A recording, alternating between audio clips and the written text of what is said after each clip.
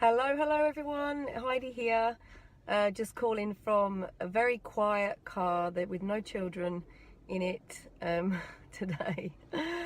I've just managed to pop out for a few minutes on my own. I have left the kids with another adult, so don't worry.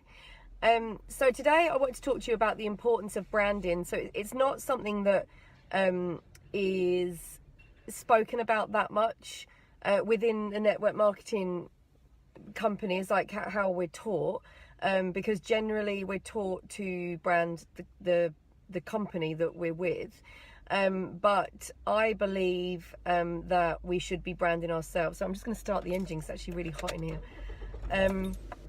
I believe that we should be branding ourselves because it's preparing for impact. You know, like if for instance your network marketing company was to go away overnight, or something happened that you lost your business, like you don't actually own it, there's not a lot you could do if it was to go under. Like everything in your upline or your downline, sorry, would be gone, and that just would, you know, that kind of worries me a bit, that is a reality, unfortunately, sometimes.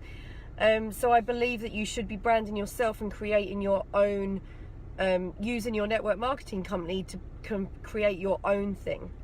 Okay, and that doesn't mean that you do anything differently with regards to you know, building, using obviously all the products and you know, and any of the get started, the way that you start people, like, doesn't mean that I think that you should do anything differently to what your network marketing company teaches. But I think that you should use a strategy of branding yourself and prospecting using the internet to attract people to you, which is what I teach, as an additional tool to what you already are doing. Okay, so you know, you would be silly not to use your warm market of people when you first start your business, the way that, you know, approaching people by actually speaking to them and, you know, doing home parties and all that kind of thing. I'm not saying don't do any of that. I think that you should still do everything that your network marketing company says within reason, but use prospecting online and branding yourself as an additional tool, a very, very powerful one that is, for a lot of people that use it, become the number one method of sponsoring and recruiting. So the other thing is that what we tend to do is try and get lots and lots of followers on Facebook to look at our stuff, and that's another platform that we just don't own. So it is a great platform, but we don't own it. And again, if you're seen to be peddling your business from your personal Facebook page, they can just shut you down, and they will. It happens all the time, and it's very, very difficult to get that back. So all that time and energy you spend into getting people into your network marketing business and getting people into your Facebook groups or Facebook pages, I think could be better spent doing all that hard work, but actually having things going to a different portal, you know, in addition to your network marketing back office, into your own real estate, your own email list, and your own website. Now, don't be frightened by me saying your own website. It only needs to be a one-page thing, and it's very, very easy and very, very extremely affordable for anyone that already has their own network marketing business. But yeah, I think this is why you need to think about yourself as a personal brand. You don't just need to be another leg of that company. You can be you over here that represents that product and represents that brand as well, but it's you. So what I would recommend for people to do is find something that is in conjunction with your network marketing business that you're particularly good at or that you really love, and pick that as your niche. Have a niche subject, like the lady who helps to soothe children with their essential oils, or know how to do that. You know, be the person who specifically helps people who struggle with weight loss, like certain types of women. Be the person who is an expert on time management for all those really super busy mums that feel like they're not giving their kids any attention because they're so short of time. There's a lead into, you know, having a business that you can create residual income so you can create that time, you know. So pick a niche, pick something and brand yourself as that.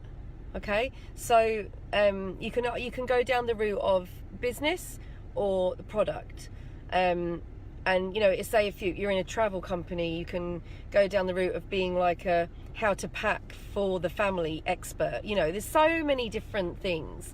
I'm just talking off the top of my head here, but so many different things. Or maybe the person who can help you get that glow back, or you can be the makeup expert. You know, you can do like YouTube videos, but just pick one thing, because if you try and be everything to everyone, you're not going to attract anyone. Whereas if you're that one person that can teach people how to get a really good everyday look, you know, makeup wise, that's a huge group of people there alone, you know. So the next step after picking your niche, and your niche, by having your niche, you're going to need to know who you're talking to.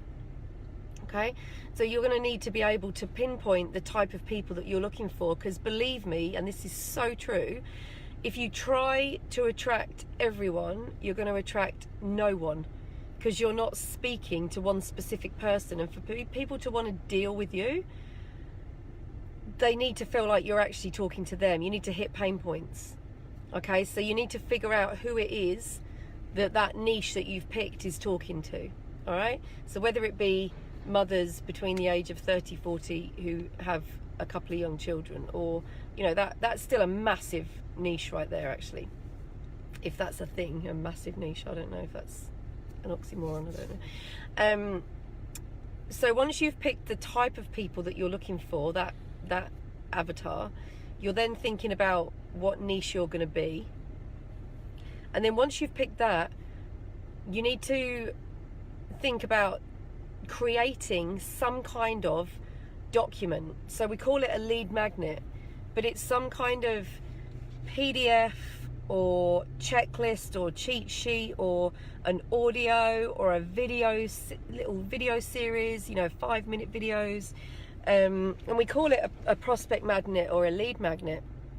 And that's what you send out to people, and that's what you put out there to give value to people, because no one is just going to come off the street and buy your stuff and join your business without you giving them some kind of value first.